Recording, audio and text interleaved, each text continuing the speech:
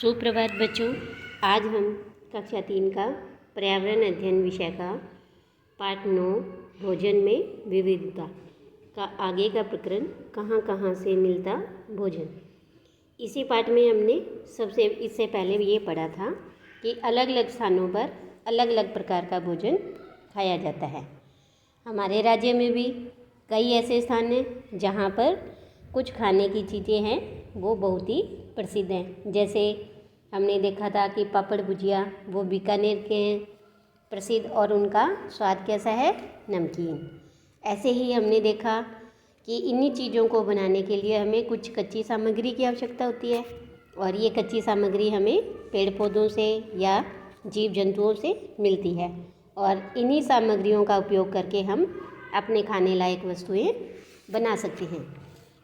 आज हम पढ़ेंगे कहाँ कहाँ से मिलता भोजन। हमने पढ़ा कि हमारे राज्य व देश में अलग अलग स्थानों पर अलग अलग प्रकार का भोजन किया जाता है।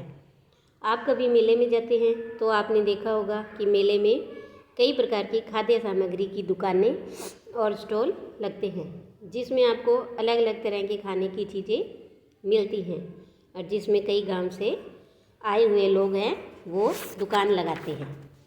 तो हमने देखा है मेले में दुकानें लगी होती हैं, हम भी मेले में जाते हैं और वहाँ पर उन चीज़ों को खरीदते हैं और फिर उसका स्वाद लेते हैं।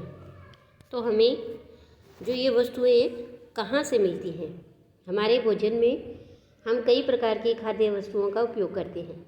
तो ये खाद्य वस्तुएं पेड़ पौधों या जंतुओं से मिलती हैं। पेड़ पौधों से जैसे दाल, अनाज, फल, सब्जी आदि सामान मिलता है और जीव जंतुओं से हमें दूध, शहद, अंडे, मांस आदि प्राप्त होते हैं।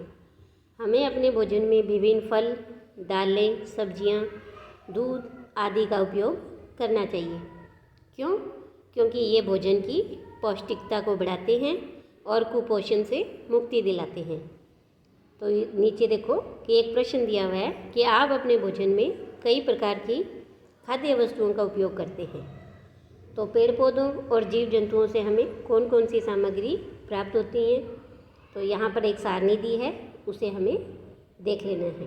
तो पौधे से प्राप्त होने वाली सामग्री कौन कौन सी है, जैसे चीनी, मूंगफली, दालें, अनाज, फल, सब्जियाँ, ऐसी बहुत सी वस्तुएं हैं जो हमें पेड़ पौधों से प्राप्त होती हैं।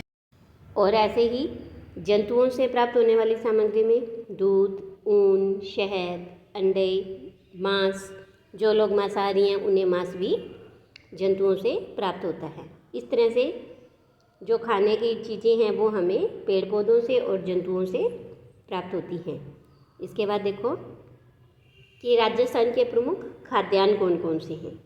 तो यहाँ खाद्यान्न का नाम दिया है और यहाँ पर कि उन्हें कौन से ज़िले में बोया जाता है। तो बाजरा ये मुख्य रूप से पाली, बाड़मेर, जोधपुर, बीकानेर, जालौर, नागौर और चूरू में बोया जाता है।